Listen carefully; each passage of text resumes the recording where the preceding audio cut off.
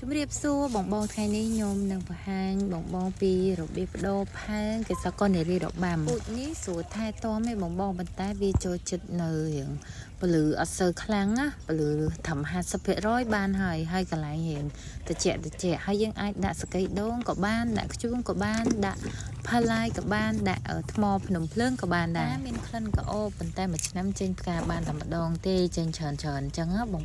ទឹកដែរយើងស្រោច2ថ្ងៃម្ដងឬ3ថ្ងៃម្ដងក៏បានដែរព្រោះថាដាក់សកៃដូងវារៀងសើមជក់ទឹកបានយូរបងដាំចងភ្ជាប់ដុំឈើចងជាប់ប្រទះឈើអីអត់មានមីឌៀមសកៃដូងអីបងអាចស្រោចរាល់ថ្ងៃបាននេះมันពិបាកថែទាំទេតែរៀងចាញ់ថ្ងៃបន្តិចពេលថ្ងៃមេឃក្តៅខ្លាំងស្លឹកវាចាប់ផ្ដើមឆេះហើយទីតាំងរៀងកន្លែងម្លប់តិចអាហ្នឹងដាំវាគឺល្អបំផុតហ្មងពូជហ្នឹងមានច្រើនពណ៌ខ្លាំងមែនតើមានពណ៌សពណ៌កាឈូក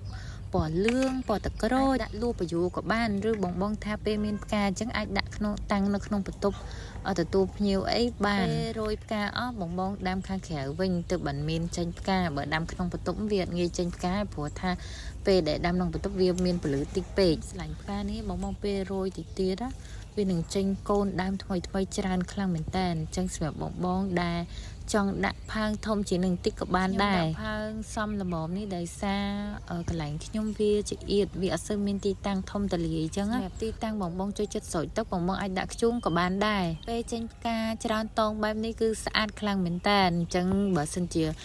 បងអាចដាក់មកគុំពី3ផើងក៏បានដែរតែគ្រាន់ថាឆ្នាំក្រោយទៀតវាហៅថាធំទៅអញ្ចឹងរើសផើងតាមចំណង់ចំណូលចិត្តបងព្រោះថាពេលខ្លះខ្ញុំដាក់តែមួយផើងអញ្ចឹងបងថា